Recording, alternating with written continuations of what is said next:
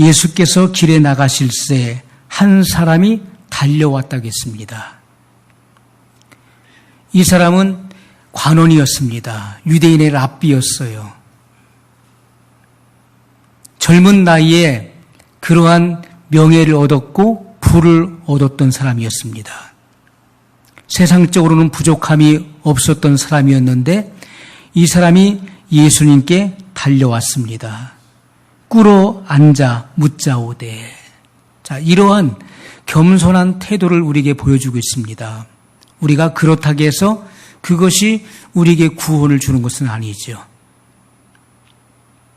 사람의 됨됨이 인격을 갖추었다고 해서 그것이 우리에게 구원을 주는 것이 아니라는 것입니다. 사람은 좋은 사람이었습니다. 그리고 그가 갈구했었던 것도 영생의 문제였다는 것이죠. 선한 선생님이여, 내가 어떻게 해야 영생을 얻을 수 있습니까? 보통 사람이 찾지 않는 이런 영생의 문제, 영원한 문제에 대해서 그는 갈망했고 이 문제를 주님 앞에 내어놓았습니다. 그러나 이 부자 청년이 구원을 얻지 못하는 데는 이유가 있었던 것이죠. 먼저 이 부자 청년은 예수님을 하나님으로 알지 못했다는 것입니다. 예수님을 가리켜서 선한 선생님이요. 예수님은 뭐라고 하십니까? 예수께서 이르시되 내가 어찌하여 나를 선하다 일컫느냐. 여러분, 이 세상 가운데 선한 자가 누가 있습니까? 선한 것은 하나도 없다고 하나님 말씀하셨어요. 의인은 없나니 하나도 없다. 이 세상 가운데 선한 것은 하나도 없다라고 성경은 밝히고 있습니다. 그러면서 예수님께서 하나님 한 분 외에는 선한 이가 없느니라. 이 말씀이 무슨 말씀입니까? 예수님께서 이 부자 청년에게 들려주시는 메시지가 무엇이죠? 이 부자 청년은 예수님을 가리켜서 선한 선생님이요. 예수님은 내가 어찌하여 나를 하나님으로 알지 못하느냐? 네가 어찌하여 나를 하나님으로 믿지 못하느냐? 하나님 한 분 외에는 선한 분이 없거늘 어찌 사람을 선하다 일컫느냐? 여기 부자 청년의 문제는 예수님이 누구신지를 알지 못했다는 것입니다. 예수님은 하늘로서 오신 바로 하나님이셨습니다. 그분은 태초부터 있었던 생명의 말씀이셨고 인간을 구원하시기 위해서 성육신하신 바로 하나님이시죠. 그렇기 때문에 예수님은 죄가 없으신 분이셨던 것입니다. 인류의 죄를 대속할 대속 제물이셨으며 하나님의 어린 양이셨던 것이죠. 자, 먼저 첫 번째 문제부터 잘못된 것입니다. 여기 부자 청년이 예수님이 누구이신지를 분명히 알았더라면은 예수님께서 하늘로서 오신 바로 대속 제물, 하나님의 어린 양인 것을 그가 분명히 알았더라면은 그는 예수님의 하나님 되심을 고백했을 것입니다. 그리고 그 대속제물 되시는 주님 앞에 내가 얼마나 큰 죄인인지를 깨닫게 됐을 것입니다. 그리고 그 발 앞에 엎드려져 주여 나는 죄인으로소이다 라고 고백해야 됐던 것입니다. 성경은 우리에게 분명히 말씀합니다. 율법의 행위로는 의롭다함을 얻을 육체가 없느니라 이렇게 말씀하고 있습니다. 그렇기 때문에 예수님께서는 예수님의 실체를 알지 못하는 이 부자 청년에게 내가 계명들을 지키라 말씀하셨어요. 그러면서 예수님께서 말씀하신 이 계명은 무슨 계명입니까? 5계명부터 10계명까지를 열거하셨다는 것이죠. 10계명 전체를 말씀하신 것이 아니라 5계명부터 10계명까지의 계명을 말씀하신 것입니다. 이것은 인륜에 관한 계명이었죠. 1계명부터 4계명까지는 바로 하나님에 관한 계명입니다. 이 계명을 주님은 언급하지 않으셨다는 것이죠. 왜 그랬습니까? 그가 예수님이 누구신지를 알지 못하기 때문에 벌써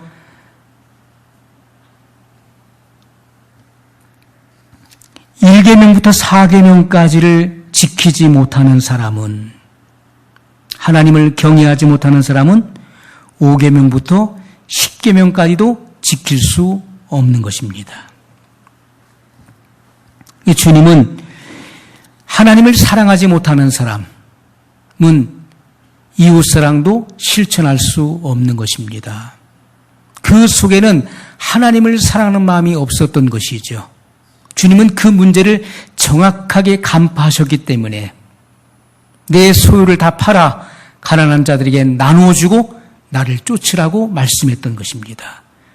그 마음 속에는, 그의 나타나는 표면적인 부분은 겸손했고 그리고 영생의 문제를 갈구했지만은, 그러나 그 속에는 하나님을 사랑하는 마음이 없었던 것입니다.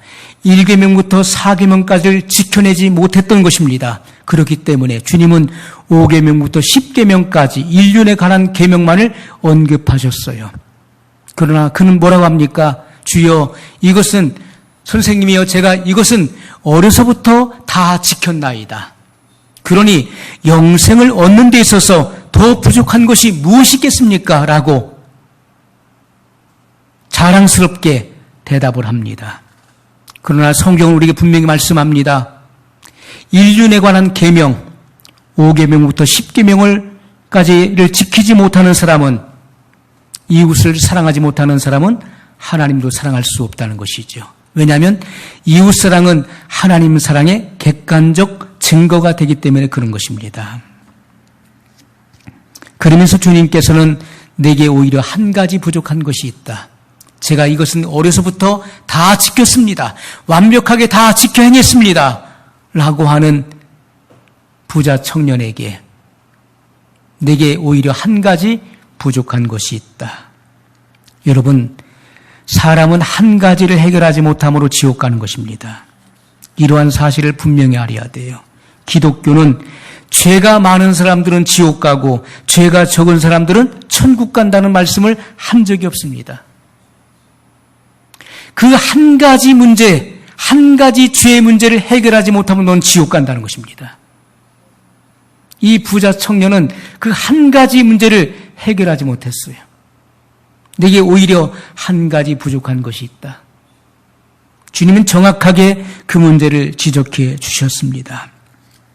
성경은 우리에게 지옥 갈 사람들의 그 죄의 목록을, 죄의 명단을 구체적으로 지적하고 있습니다. 요한계시록 21장 8절에 지옥 갈 사람들의 그 죄의 목록이 무엇인지를 말씀하고 있습니다. 두려워하는 자들. 왜요? 죄를 짓고 있기 때문에 심판받으면 어쩌나, 이러다가 주님 오시면 어떡하나, 형벌받으면 어떡하나는 이런 죄책과 죄의식이 항상 살아남기 때문에, 그것이 마음 한켠에 존재하기 때문에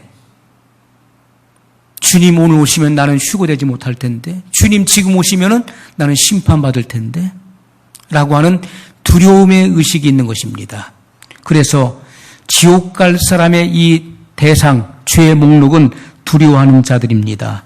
믿지 아니하는 자들, 흉악한 자들, 살인자들, 행음자들, 술객들, 우상 숭배하는 자들과 모든 거짓말하는 자들이라고 말씀했습니다.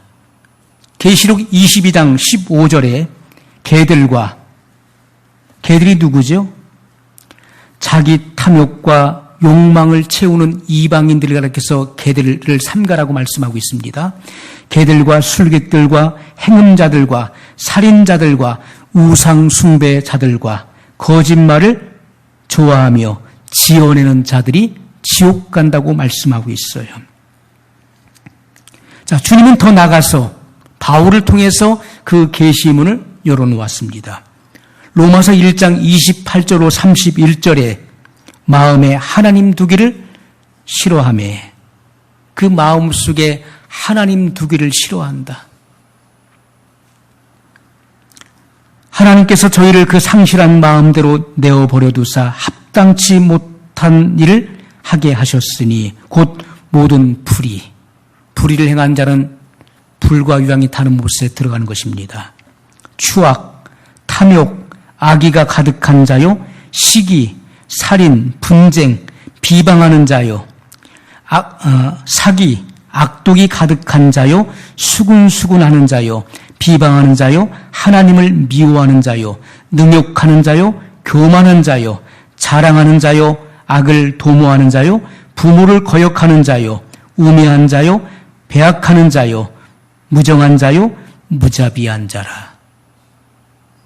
자, 여기에 해당되는 사람들은 그 중에 한 가지 문제를 해결하지 못한다 할지라도 지옥 간다는 것입니다. 부자 청년은 율법의 행위를 다 했다고 했습니다. 그러니 내가 영생을 얻는 데 있어서 더 부족한 것이 무엇이 있겠습니까? 라고 말했지만은 예수님께서는 내게 오히려 한 가지 부족한 것이 있다는 것입니다. 그것을 내가 해결치 못함으로 너는 영원한 지옥에 가게 된다는 것을 분명히 말씀하셨어요. 가서 내 있는 것을 다 팔아 가난한 자들을 주라. 그리하면 하늘에서 보화가 내게 있으리라. 그리고 와서 나를 쫓으라. 예수님은 이 부자 청년에게 예수님의 제자가 될 수 있는 그러한 권세를 주셨고, 그러한 부르심이 있었음에도 불구하고 그는 그것을 거절하게 됩니다. 그 사람은 재물이 많은 고로 이 말씀을 인하여 슬픈 기색을 띠고 근심하며 가니라. 하나님이냐 재물이냐, 하나님이냐 만몬신이냐, 그는 그 마음에 갈등을 하다가 결국 슬픈 기색을 띠고 집으로 돌아가니라, 이렇게 말씀하고 있습니다. 여러분, 복음은 우리가 잘 알다시피 기쁜 소식, 좋은 소식이라고 하는 의미를 가지고 있습니다. 왜냐하면 이 복음이라고 하는 것은 영원한 사망에 처한, 파멸에 처한 인류에게 구원의 기쁜 소식이 되는 것입니다. 사형수에게 사면권을 주는 좋은 소식을 의미하는 것입니다. 자, 그런데 주님은 이 영원한 파멸의 웅덩이에서 구원을 주는 생명의 떡을 버리고 스스로 떠나는 사람들을 붙잡기 위해서 복음의 표준을 낮추지 않으셨다는 것이죠. 부자 청년의 비유를 맞추지 않았습니다. 오늘날 여러분, 교회의 문제가 무엇입니까? 그것은 복음의 표준을 낮추어서 많은 사람들에게 복음을 싸게 나눠주려고 애쓰는 것이 큰 문제가 되고 있는 것입니다. 교회 한번 나와 보세요. 예수님 믿으면 좋습니다. 예수님 한번 믿어보세요.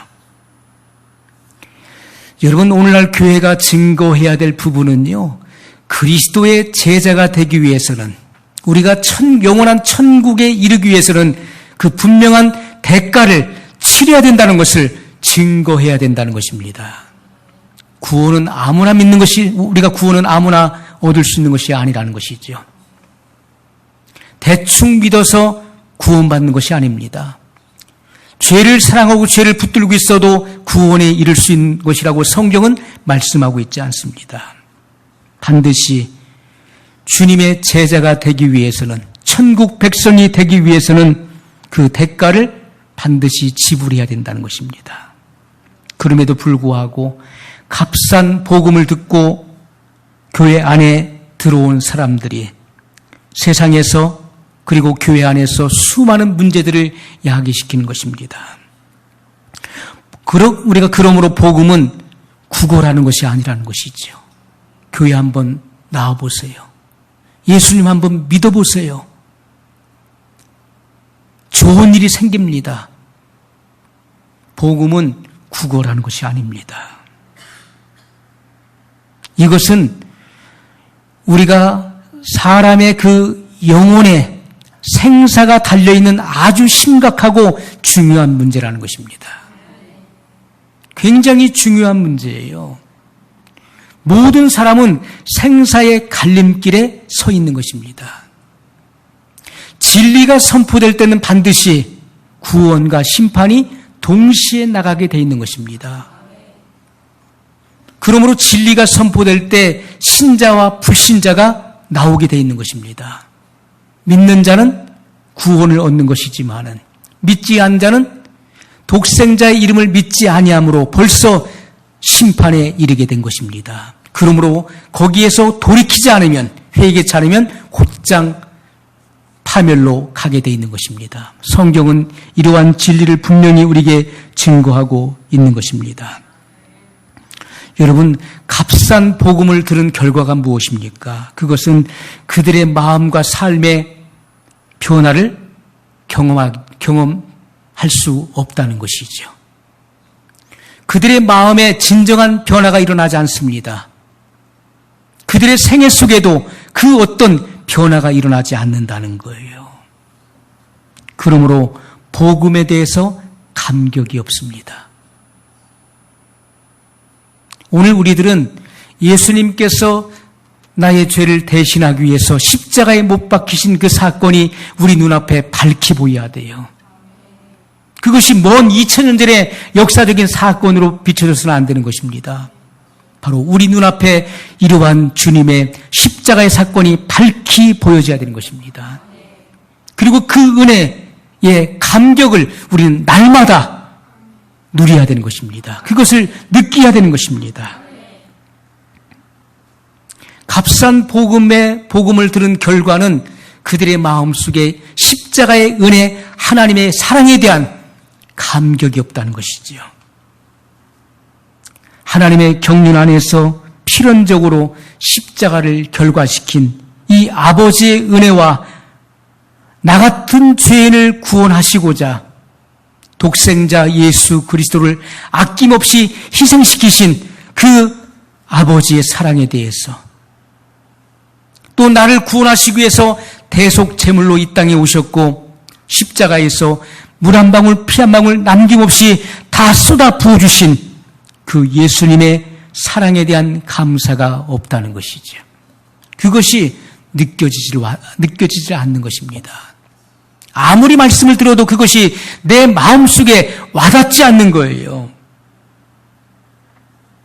그들은 교회를 출석하며 종교행위를 하지만은 여전히 참된 제자의 길을 찾지는 못하는 것입니다. 그리고 방황하게 되는 것이죠. 무엇이 길이고 무엇이 진리인지를 찾을 수가 없는 것입니다. 그러므로 우리는 교회는 구원의 길이 결코 아무나 갈 수 있는 쉬운 길이 아님을 증거할 수 있어야 되는 것입니다. 그냥 아무나 대충 믿어서 구원받는 것이 아니라는 것을 우리는 분명히 증거해야 돼요. 자기 희생과 깨어짐이 없이는 결단코 천국의 문은 그들을 위해서 열어주지 않는다는 사실을 증거해야 되는 것입니다. 여러분, 이 땅에서 축복받고 자기의 야망을 펼치면서 쉽게 믿고 쉽게 구원받고 쉽게 천국에 가고자 하는 것이 거짓 복음임을 증거해야 될 것입니다. 자, 예수님께서 십자가에 돌아가신 것은 우리가 육신적으로 잘되고 형통하고 그리고 이 땅에 복을 누리게 하기 위해서 십자가에 죽으신 것이 결코 아니라는 것입니다. 주님은 우리가 물질적으로 세상적으로 세상의 영달을 추구하고 세상에서 우리가 부귀, 영화, 명예, 권세를 얻는 것, 거기에는 관심이 없으시다는 것입니다. 주님이 십자가에 죽으신 그 이유와 목적이 무엇입니까? 그것은 우리를 세속과 죄로부터 구원하는 것입니다. 그리고 영원한 하나님의 나라로 데려가시기 위해서 대속 제물 되시고 십자가에 죽으셨다는 사실을 기억해야 돼요. 성경은 우리에게 하나님의 목적을 분명히 말씀하고 있습니다. 하나님의 경륜의 목적이 무엇입니까? 우리가 구원받는 것으로 끝나는 것이 아니라 이 땅에 살아가는 동안에 신의 성품에 참여케 하려 함이라고 말씀하고 있어요. 이 땅에 살아가면서 우리는 그리스도의 속성이 우리의 성품화되어야 되는 것입니다. 그것이 곧 신의 성품에 참여케 되는 거예요.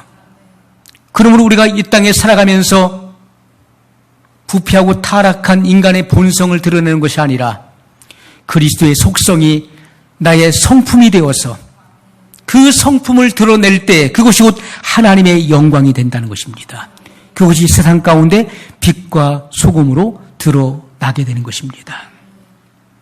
그것이 하나님께서 우리를 부르신 부름의 목적이라는 것을 분명히 말씀하고 있는 것입니다. 주님은 그 위대한 목적을 성취하시기 위해서 우리를 제자로 부르시는 것입니다. 나의 제자가 되라. 제자는 스승을 본받고 따르고 스승의 삶을 살아내는 것입니다. 그것이 진정 제자의 길인 것을 말씀하고 있어요. 비록 우리가 이 땅에서 가난하고 그리고 고통받고 핍박을 당할지라도 너는 진리의 길을 걸어가라고 명령하고 계시는 것입니다. 여러분이 모태신앙이라고 해서 저절로 제자가 되는 것은 아니지요. 많은 사람들이 모태신앙 그리고 몇 대째 신앙의 가문 이런 것들을 자랑합니다. 마치 그러한 것들이 저절로 나를 천국으로 인도할 것처럼 그리고 마치 그러한 것들이 저절로 제자가 되게 하는 것처럼 자랑을 하지만은 모태신앙이라고 해서 제자가 되는 것은 아니라는 것입니다. 교회에서 특별한 직분을 맡았다고 해서 제자가 되는 것도 아닙니다. 교회의 다양한 활동에 참여한다고 해서 그것이 여러분을 저절로 제자 되게 할 수는 없는 것입니다.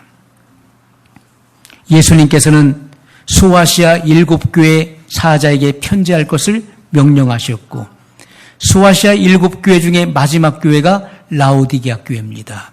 이것은 이 마지막 시대의 교회를 말씀하고 있는 것이죠.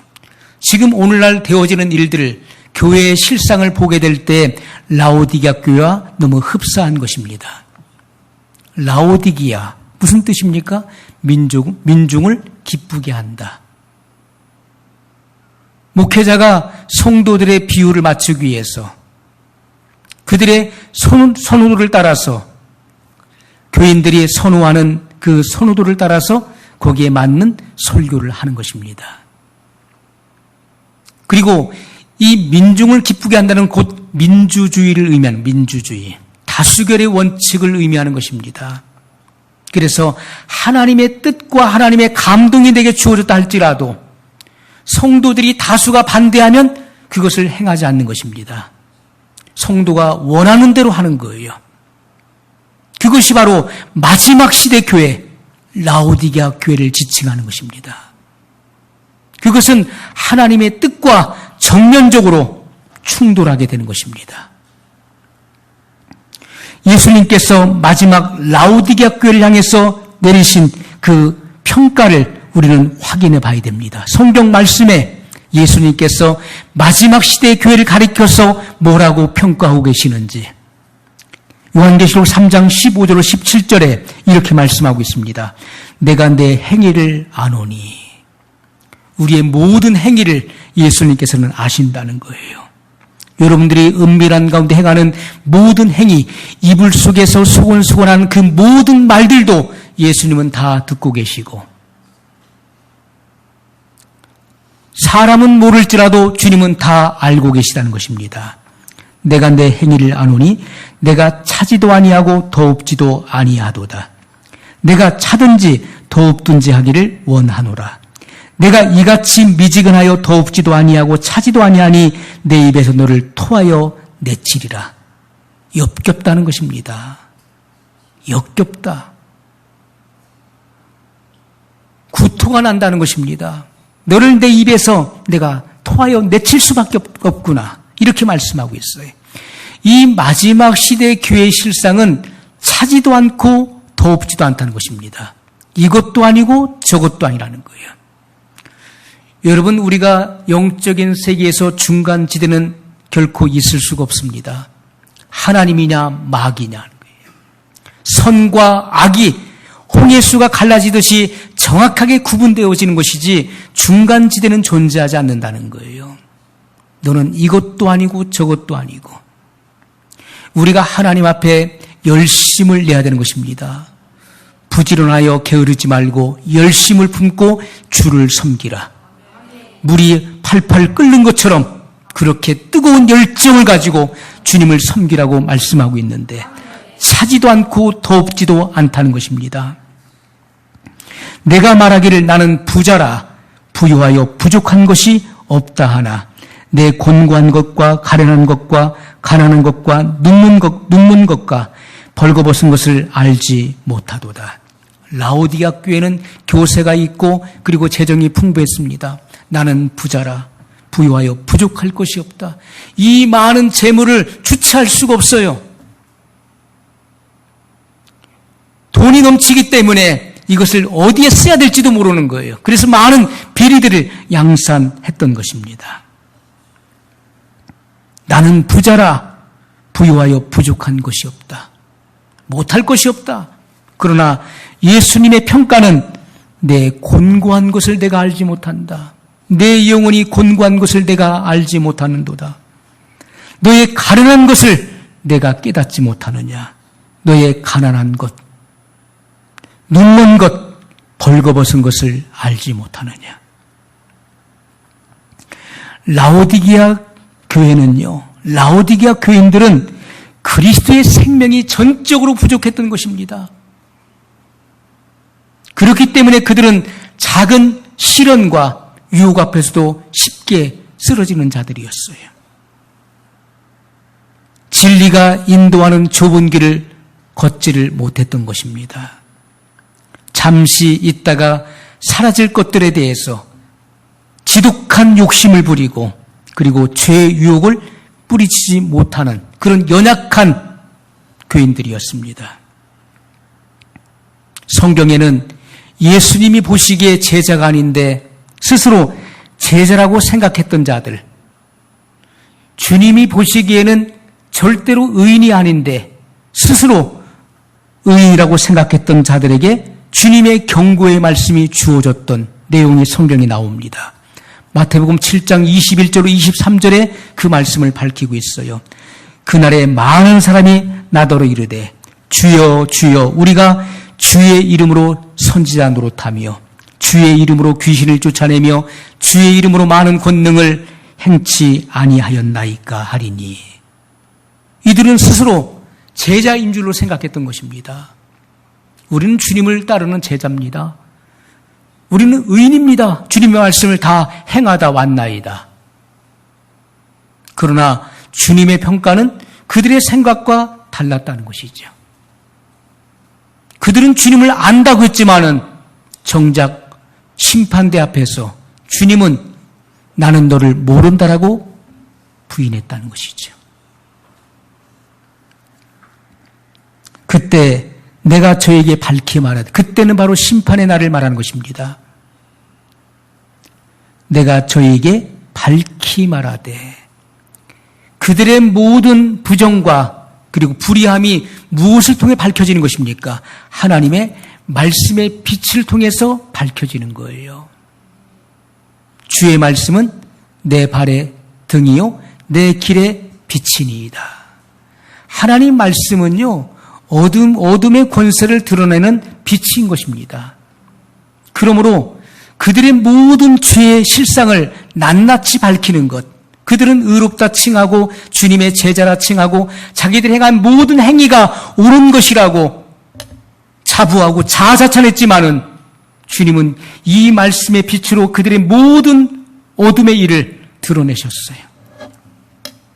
그때 내가 저에게 밝히 말하되 내가 너희를 도무지 알지 못하노니 나는 너를 모른다. 불법을 행하는 자들아 내게서 떠나가라. 너희는 나의 뜻대로 그 일을 행한 것이 아니다. 주님은 그 일을 부정하지 않으셨지만은 그들은 그들을 모른다고 부정하셨다는 것이죠. 그들이 행한 일들은 사실이었지만은 그들이 행한 모든 일들은 합법이 아닌 불법이었다는 것입니다. 여러분, 율법의 완성은 바로 사랑입니다. 그들이 행한 모든 것들은 사랑의 동기로부터 나온 것이 아니었다는 거예요.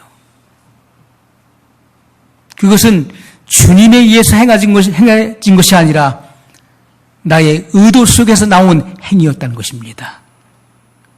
그것은 하나님의 영광이 아닌 나의 영광을 드러내기 위한, 사람들에게 보이기 위한 행위였던 것을 분명히 말씀하고 있는 것입니다. 그렇기 때문에 그 모든 일들이 불법의 행위로 드러나게 됐던 것이죠. 주님은 내게서 떠나가라. 주님에게서 떠나면 어디로 가겠습니까? 영원한 불과 유황에 타는 못에 던져지게 되는 것입니다. 오늘날 좁은 길을 피해가는 교인들이 많습니다. 불이익과 희생과 그리고 어떤 고난과 고통의 대가를 지불해야 된다고 하면은 그 길을 피해가려고 하는 교인들이 많이 있다는 것이죠. 또 어떤 이들은 진리에 대해서조차도 관심이 없는 이들이 많이 있어요.